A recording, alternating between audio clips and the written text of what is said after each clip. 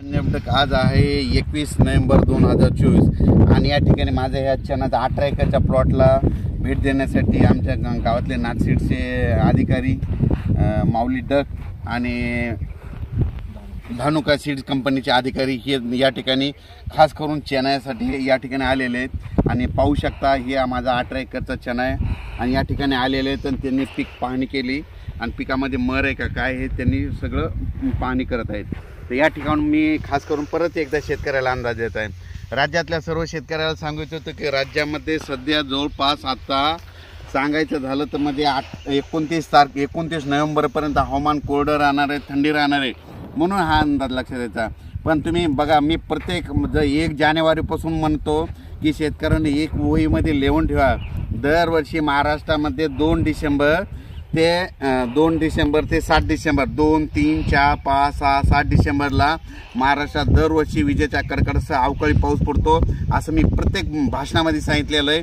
म्हणून मी प्रत्येक वेळेस म्हणतो तुम्ही वहीमध्ये लिहून ठेवायचा, वर्षानुवर्ष 2 डिसेंबर ते 7 डिसेंबरमध्ये महाराष्ट्रामध्ये अवकाळी पाऊस येणार आहे, म्हणून हे असं सांगत असतो। आणि तुम्हाला एक सांगू इच्छितो की राज्यामध्ये आता एक काय झालं की बंगालच्या खाडीमध्ये त्या म्हणजे तामिळनाडूच्या तिकडे समुद्रामध्ये एक चक्रीवादळ 29 तारखेच्या दरम्यान तयार होणार आहे आणि त्याचं चक्रीवादळात रूपांतर झाल्याच्यानंतर 30 तारखेला मात्र तामिळनाडू 29-30 तारखेला मात्र तामिळनाडूमध्ये मुसळधार पाऊस पडणार आहे। पण तेच पाऊस काय होणार आहे तसं आंध्राकडे येईल, ते आंध्रापासून तसे तेलंगणा आणि तसेच आपल्या मराठवाड्याकडे महाराष्ट्राकडे मात्र 1, 2, 3 तारखेदरम्यान येण्याची शक्यता आहे, म्हणून हा अंदाज लक्षात घ्यायचा। म्हणजे सांगायचं झालं तर 1 डिसेंबर 2 डिसेंबर 3 डिसेंबर दरम्यान आपल्या राज्यामध्ये पावसाची शक्यता आहे, म्हणून या आत्तानिसा पूर्वकल्पना म्हणून तुम्ही सगळ्याला सांगू इच्छितो।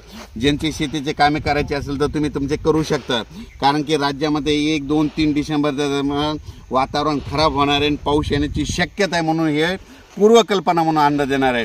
पण मी प्रत्येक वेळेस म्हणत असतो दरवर्षी शेतकऱ्यांनी लक्षात घ्यायचं, 2 डिसेंबर ते 7 डिसेंबर दरम्यान राज्यामध्ये अवकाळी पाऊस असतो, पण तुम्ही बघू शकता आता मध्ये ती परिस्थिती आता वातावरण तयार झालेलं आहे, म्हणून हे देखील तुम्हाला सांगू इच्छितो।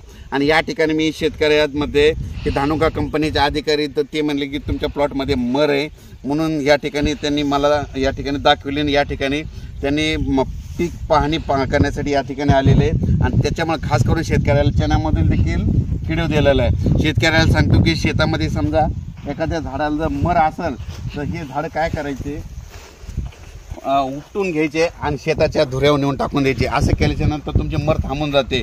त्याच्यानंतर ह्या हरभऱ्याच्या मर थांबण्यासाठी चांगल्या कंपनीचं बुरशीनाशक मारणं खूप गरजेचं आहे, म्हणून हे सगळ्यांनी लक्षात द्यायचं।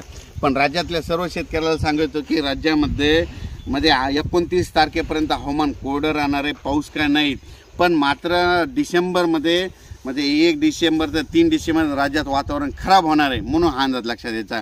परत आणखीन वातावरणात बदल झाला, आणखीन 2 दिवसांनी